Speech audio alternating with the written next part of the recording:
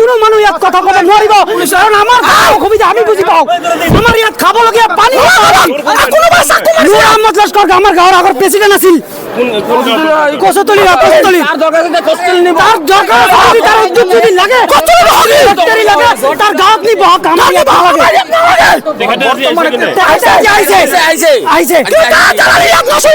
কমিটিৰ বেষ্ট লোক হ'ব নালাগে। এটা অনুৰোধ, এই ৰাইজসকলৰ এই যিসকল একাংশ লোক আছে যোনে সমৰ্থন কৰে ইয়াৰ পৰা যদি কিবা ক্ষতিগ্ৰস্ত হয় তাৰ কাৰণে পলিউশ্যন কণ্ট্ৰল জড়িত হ'ব। মই সপক্ষে যুক্তি দিব আহিছোঁ।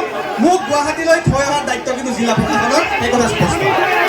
আমাক চিমেণ্ট ফেক্টৰী নালাগে, আমাক চিমেণ্ট ফেক্টৰী নালাগে।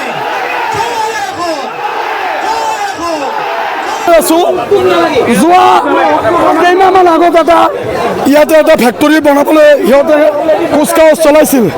তেতিয়া তেওঁলোকে কি কৰিছে, এডভাইচিং নিদি নটিচ নকৰাকৈ সিহঁতে মনে মনে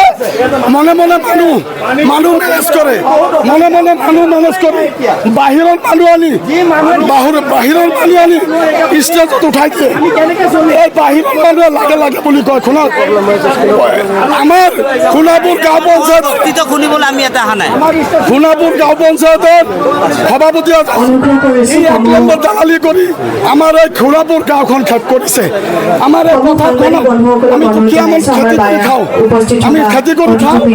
আমাক বাৰে প্ৰতাৰণা কৰিছে, চালফা লগাই দিব বুলি কয়, আমাৰ পুলিচ লগাই মাৰিব বুলি কয়, CRP কমাব বুলি কয়। আমাৰ চিমেণ্ট হোৱা দালাল কেইজনমান আছে, বিৰোধী পাৰ্টি আৰু মানে যিটো মানে চাপৰ্ট কৰি আছে এওঁলোকে আমাক মাৰিব খোজে।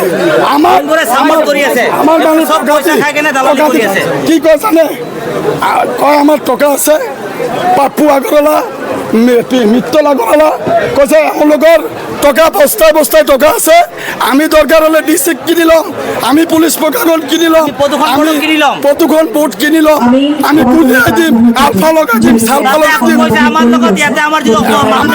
ভয় ভাবো কি হাতত তৰোৱাল লৈ আহিছে, দালাল কেইটা আহিছে।